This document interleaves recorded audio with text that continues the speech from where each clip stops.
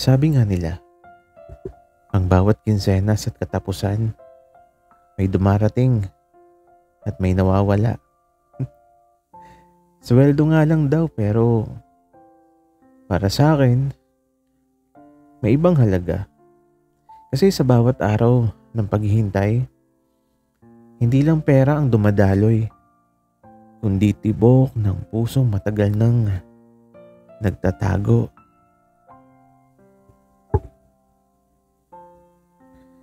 Alas 5 ng hapon, bagong sahod, bagong problema. Ako si Serapin, isang simpleng empleyado sa mall. At sa tuwing kinsenas at katapusan, hindi pera ang una kong iniisip, kundi kung paano ko makikita si Binsoy. Si Binsoy kasi, yung janitor na palaging nakasmile kahit abala. Tipong kahit nagbubuhat ng basura, parang bida sa teleserye. Ako naman, palihim lang na tumitingin. Sikreto, kumbaga. Uy, Serapin, malibre ka naman. Biro ng office mate kong si Leo. Habang hawak-hawak ang sahod niyang parang mawawala agad. Tapos sabi ko, libre. Wala pa nga akong nililibre kahit kailan. Sagot ko sabay iwas ng tingin. Kasi, ayun si Binsoy. Naglalampaso sa tapat ng opisina. Hindi ko alam kung anong meron sa simpleng pagyuko niya habang hawak yung map. Pero parang slow motion sa akin. At ang mas malala, nadulas siya.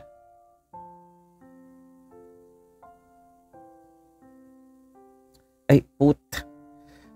Sabay lagapak ng map at bote ng floor wax. Siyempre, tumakbo ko agad. Bro, ayos ka lang. Sabi ko habang inalalayan ko siya.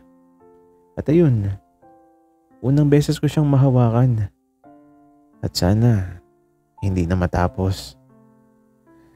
Nakatingin siya sa akin, medyo nahihiya pero ngumiti. Sabi niya, salamat. Kung hindi mo ko tinulungan baka masagasaan pa ng sahod ko to. Sabay tawa. Doon ako natauhan. Ang corny niya pero doon ako unang kinilig. Kasi minsan pala, hindi lang sahod ang bumabagsak tuwing kinsenas katapusan. Pati puso rin.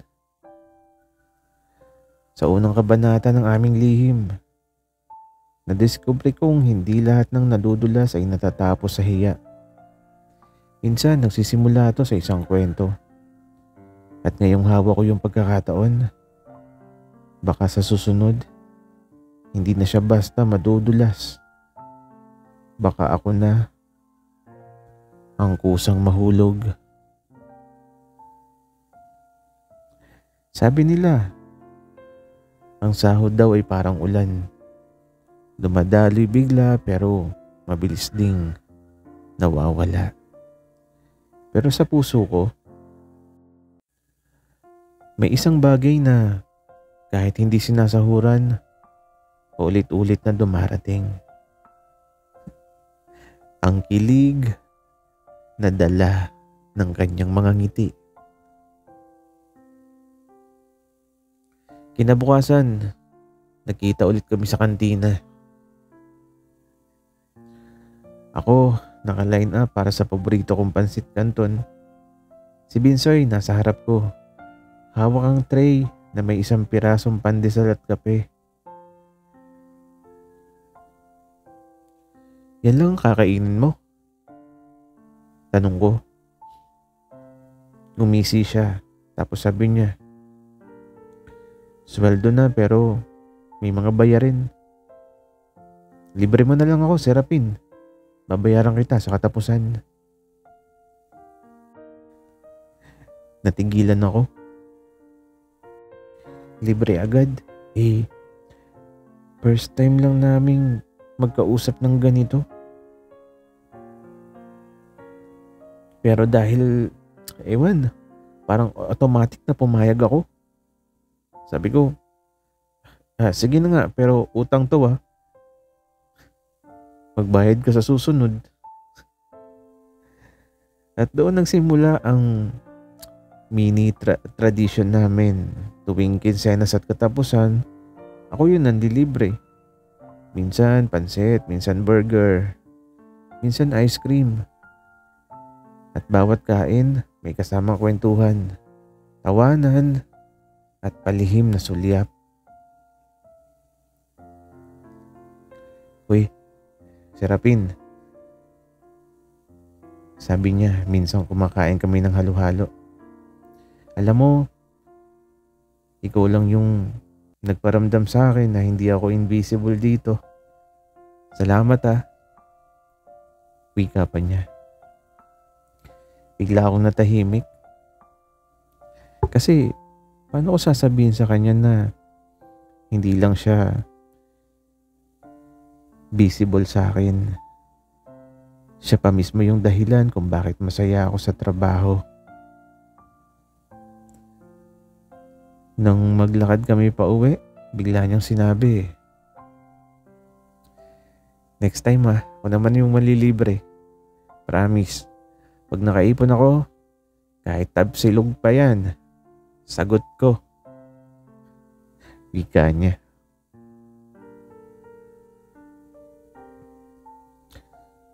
Napangiti ako kasi hindi niya alam. Sapat na sa akin yung presensya niya kahit walang tapsilog, kahit walang sahod.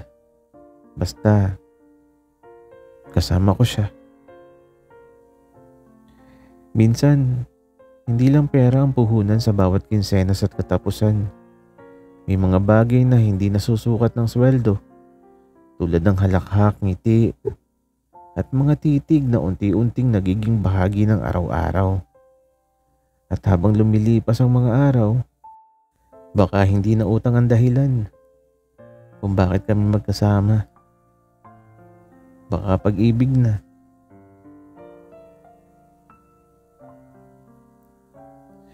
Sabi nila kapag sobra na yung pagod ng katawan mo, doon mo mararamdaman kung sino ang handang magpahinga sa tabi mo. At sa gitna ng puyat at pawis, may mga pusong nakakahanap ng dahilan para muling ngumiti. Isang gabi, overtime ako sa opisina. Ang dami kasing report. Parang hindi na matatapos. 9:00 ng gabi, ako na lang yung natira dito sa floor. Nagulat ako nang may kumatok. Hoy, Serapin! Nandito ka pa? Si Binsoy pala. Dala ang map at timba. Aba, ikaw din. Gabi na. Sagot ko naman. Sabay tawa siya. Dobling shift ako ngayon. Kinsenas kasi bukas Kailangan dagdagan ng kita.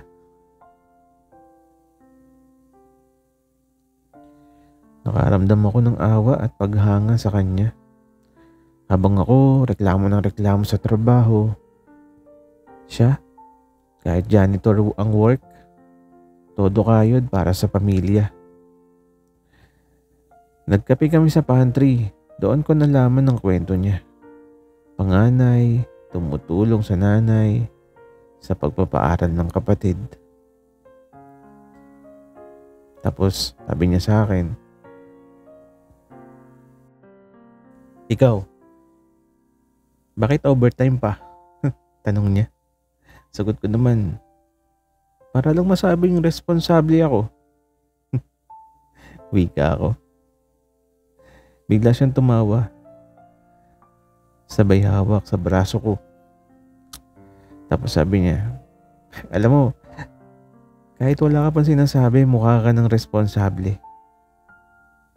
Lalo na sa paraan ng pagtrato mo sa akin.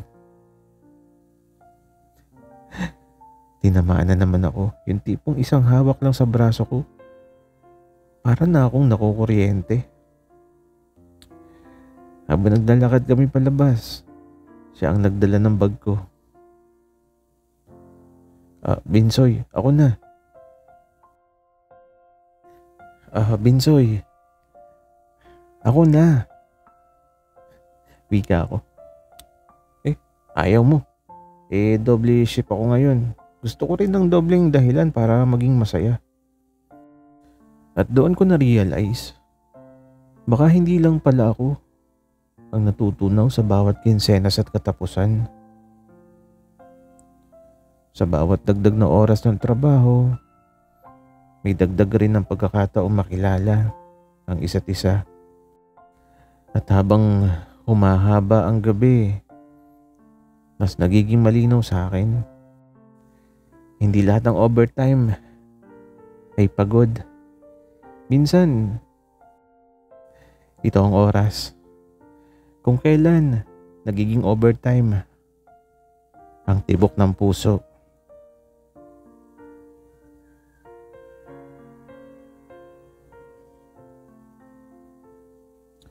Sabi nila, ang apoy ng pag-ibig ay hindi lang nagpapalakas ng halakhak, kundi pati yung selos.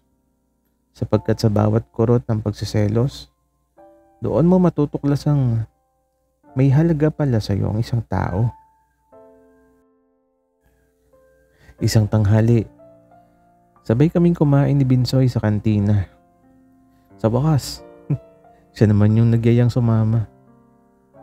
Pero bago pa man kami makaupo, biglang dumating si Grace, isa sa mga sales lady. Hi Binsoy, kamusta? Ikaw pala yung janitor na tumulong nung natapon yung juice kahapon. Salamat ha. Sabay tapik sa balikat niya. Ngumiti si Binsoy. Tapos sabi niya, wala yun. Trabaho lang naman. Ako biglang nanigas. Hindi ko alam kung bakit. Pero parang may bumara sa lalamunan ko. At lalo pang sumakit nung makita kong tinititigan siya ni Grace habang kumakain kami.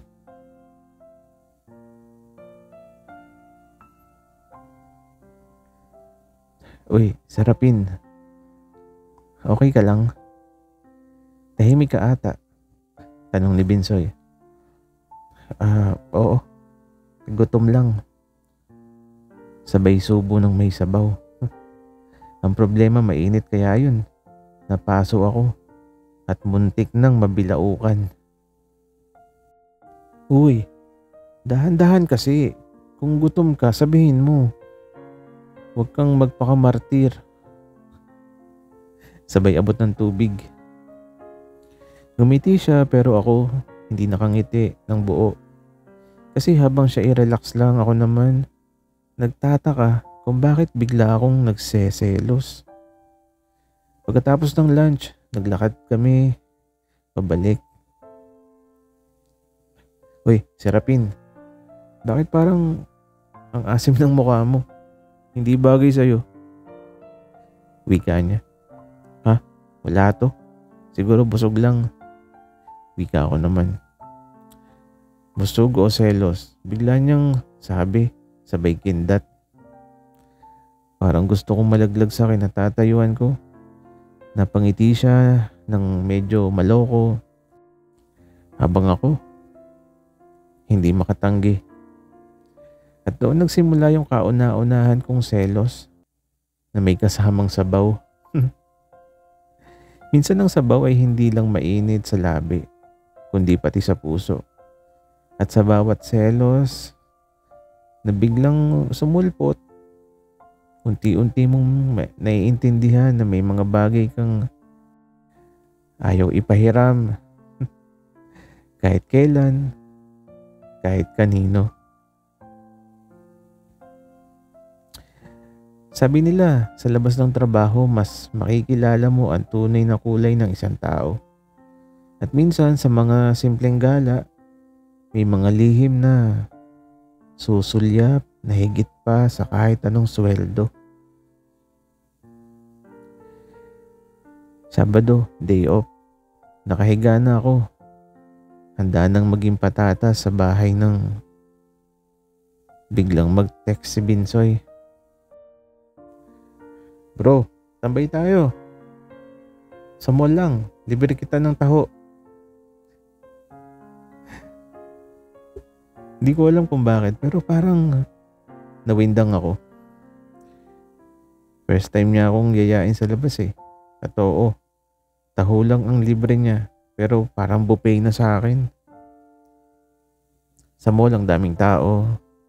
Lakad kami. Kwento siya ng kwento.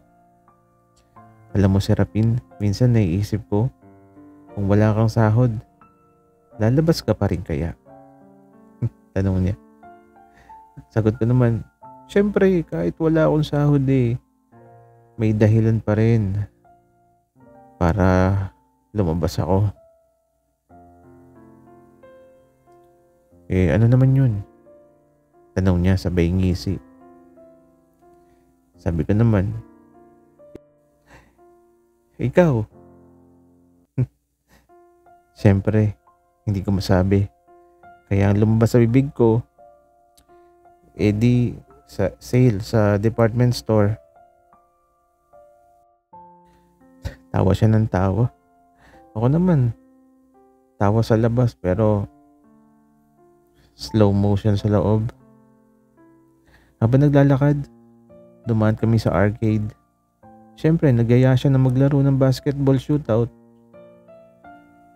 Game tayo, Serapin. Kung sino matalo, siya ang bibili ng burger. Wika niya. At ayun na nga, talo ako. Kasi distracted ako. Hindi sa bola, kundi sa saya sa mukha niya habang tumatawa. Kumain kami ng burger. Sabay share sa isang soft drinks. Salamat ah. Akala ko hindi ka papayag sumama. Masaya ka pala kasama. Wika niya. Sagot ko naman. Masaya rin naman ako nakasama ka. Sabay tingin sa kanya. At doon ilang segundo kami nagkatitigan, tahimik. Parang mundo naming dalawa lang hanggang sa biglang may batang sumigaw. Sabi ng bata, Mama, piso po para sa time machine. Sabay takbo sa harap namin. Natawa kami pareho sabay balik sa burger. Pero deep inside alam ko may kakaiba sa mga tingin naming dalawa. Lihim na nagsisimula na maging totoo. Sa bawat lakad at halakhak, may mga sandaling hindi mo na kailangan ng sahod para sumaya. Dahil may mga titig na kahit libre, mas mahalaga pa kaysa sa lahat ng kayamanan. Sabi nila, ang ulan daw ay parang damdamin. Di mo alam kung kailan babagsak pero kapag bumuhos, wala kang magagawa kundi magpaubaya. At sa isang payong, 2 pusong nagtatago ang biglang nagkalapit. Galing kami sa mall ni Binsoy. Habang masaya kami naglalakad, biglang bumusang malakas na ulan. As in, walang pasintabi, buhos agad.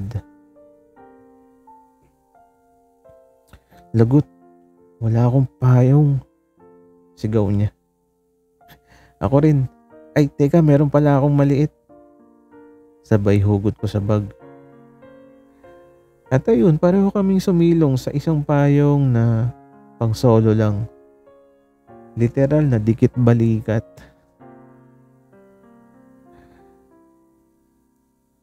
Bro, baka mabasa ka. Ako na lang sa gilid. Sabi niya. Hindi. Okay lang. Dito ka lang. Kasya tayo. Sagot ko. Sa totoo lang, hindi talaga kami kasya. Ramdam ko yung init ng katawan niya kahit malamig yung hangin. At ang mas nakakakaba, tumutuloy yung tubig sa gilid ng payong. Kaya bigla siyang napalapit sa akin.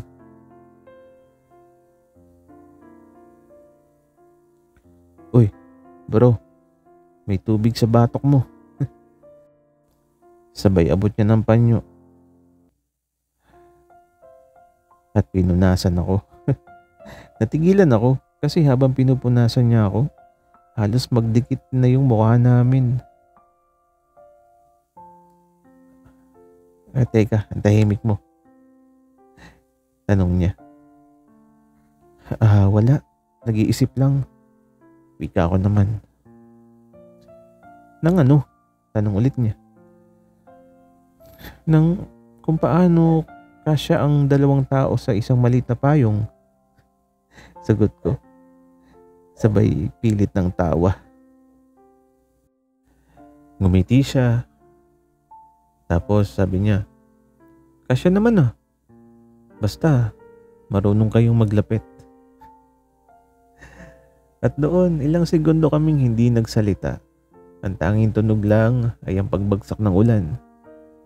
At sa ilalim ng payong, parang may dumadagdag na musika. Ang tibok ng puso ko. Sa ilalim ng isang maliit na payong, natutunan kong hindi lahat ng bagyo ay nakakatakot. Dahil may mga bagyo ring nagsisilbing dahilan para magtagpo ang dalawang pusong matagal nang nagtatago.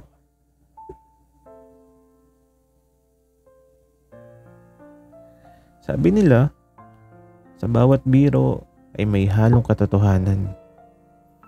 At minsan ang mga salitang binibitiwan na parang patawa ay siya rin pinakamalapit sa tunay na sigaw ng puso.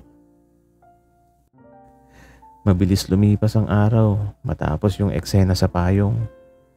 Pero hindi ko pa rin malimutan yung lapit namin ni Binsoy. Yung tipong isang maling galaw lang, baka mangyari ang hindi inaasahan. Sa opisina, lunch break na naman. Sabay kami gaya ng nakasanayan.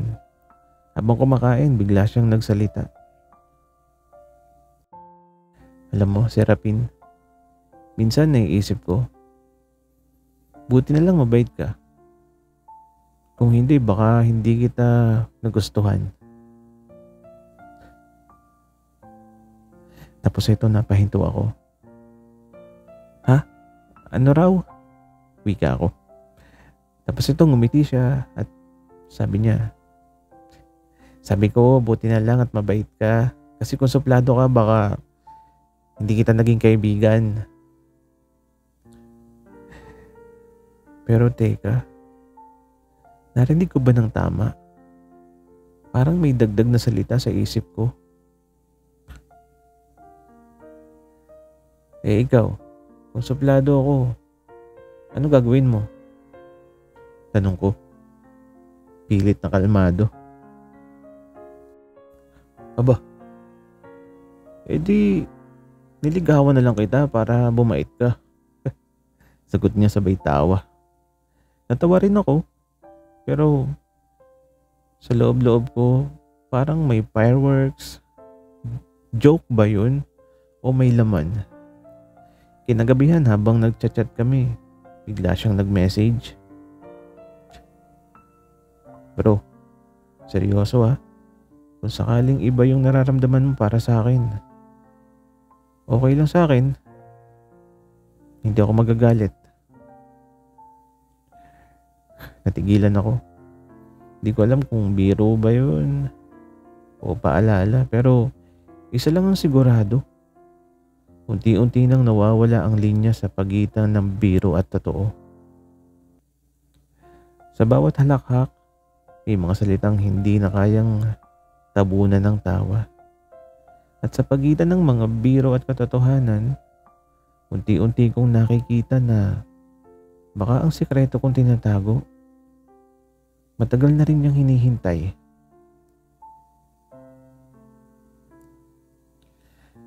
Sabi nila, totoo daw ang damdamin ay parang apoy. Kahit gaano mo to itago, lalabas at lalabas kapag lalo mong pinipigil.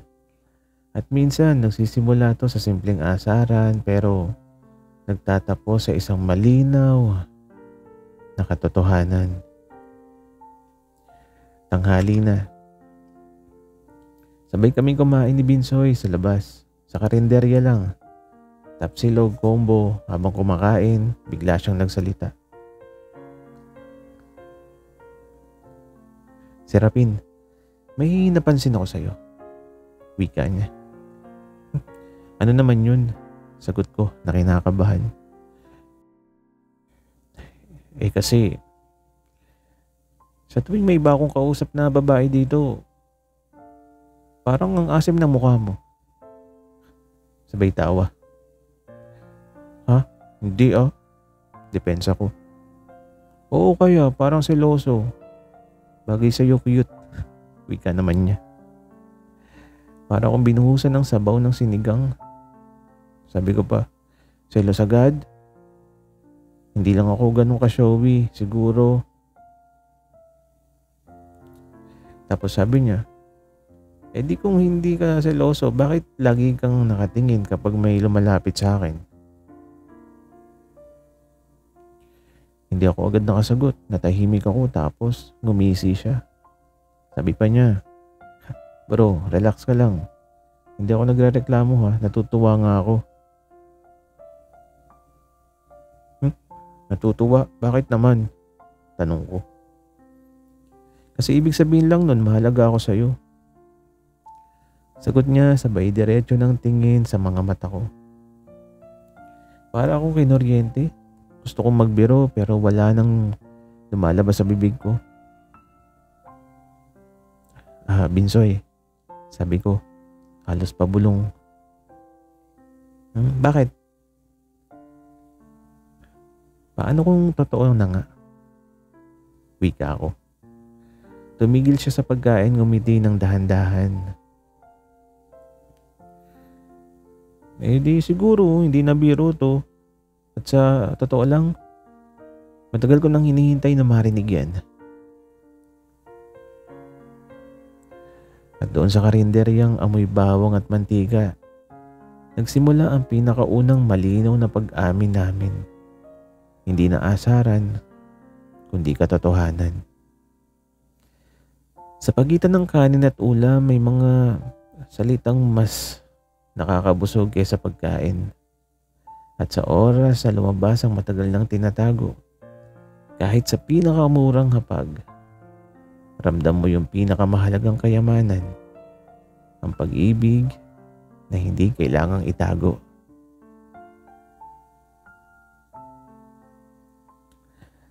Sabi nila, may mga bisig na kapag niyakap ka, mas ligtas pa kaysa sa anumang bubog o pader. Sapagkat ang tunay na tahanan, hindi laging tirahan, minsan tao.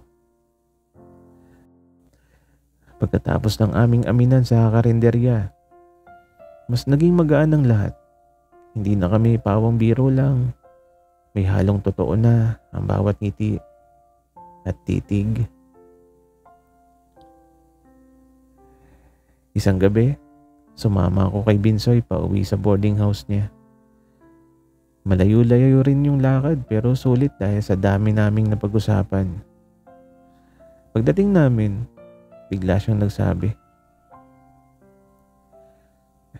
pasensya na ha, maliit lang tong lugar ko. Pumasok kami, maliit nga, isang kama, isang electric fan, ilang damit na nakasampay, pero sa loob-loob ko, parang mas komportable ako dito kaysa sa condo unit ko. Uy, gusto mo ng kape? Alok niya. Ang sagot ko, sige. Habang naghahalo siya ng 3-in-1, bigla siyang napabuntong hininga.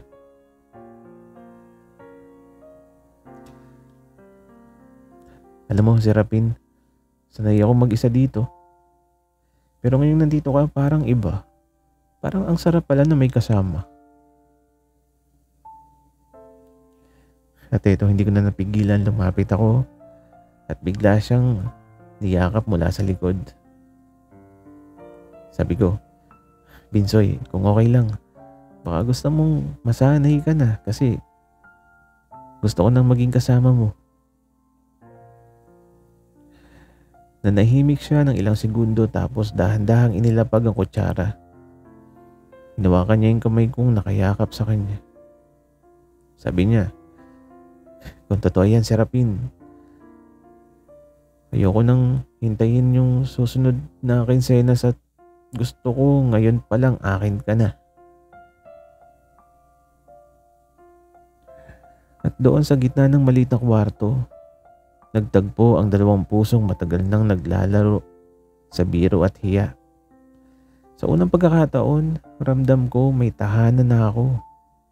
At si Binsoy yun. Sa unang yakap, natutunan kong hindi lahat ng tahanan ay may pintuan at bubong. Minsan ang tunay na tahanan ay ang bisig na handang umalalay at pusong kay tagal mong hinintay.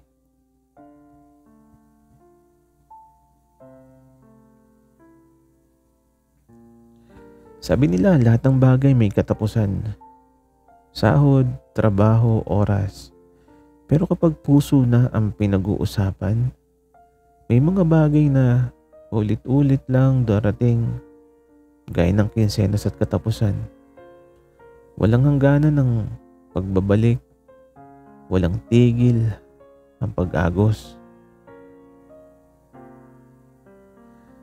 Pagkalipas ng ilang linggo mula nung unang yakap, nag-iba ang lahat. Hindi na kami simpleng magkatrabaho, hindi na rin basta magkaibigan. Kami na. Dumating ang araw ng kinsenas, buong opisina masaya. Ako rin. Pero mas iba yung saya ko dahil plano kong ilabas si Binsoy sa unang date namin, opisyal.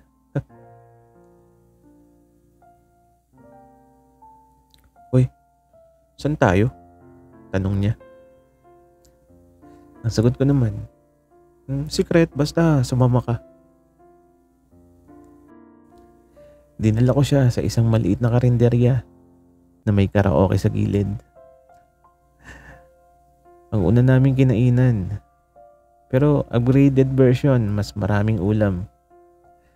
Mas maraming tao, mas maraming tawa. Grabe ka, Serapin. Akala ko mamahalin. Yun pala, karinderya ulit. Biro niya. Sabi ko, dito tayo nagsimula lahat eh. Dito ka unang nang asar, dito rin tayo unang nag-aminan. Kaya dito ko gustong ulitin. Tapos ito nagulat siya. Sabi niya, ulitin ang ano? Ngumiti naman ako. Sabi ko, ulitin yung tanong, Binsoy. Pwede ba kitang gawing opisyal na kinsenas at katapusan ng buhay ko?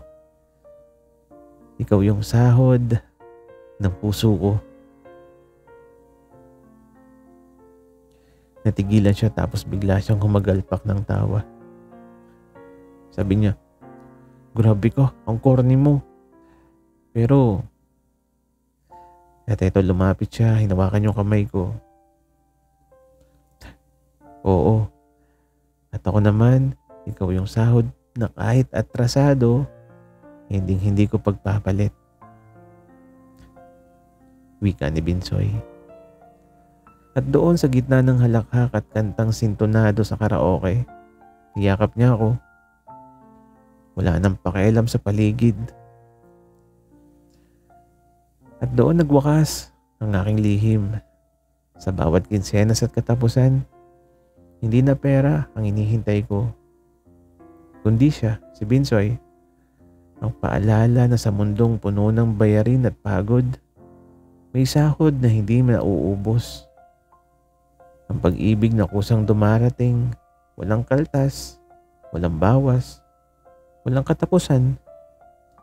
At kung may bonus man ang buhay, siya yun. Dahil siya ang dahilan kung bakit lahat ng araw, kahit walang sweldo, sulit naman.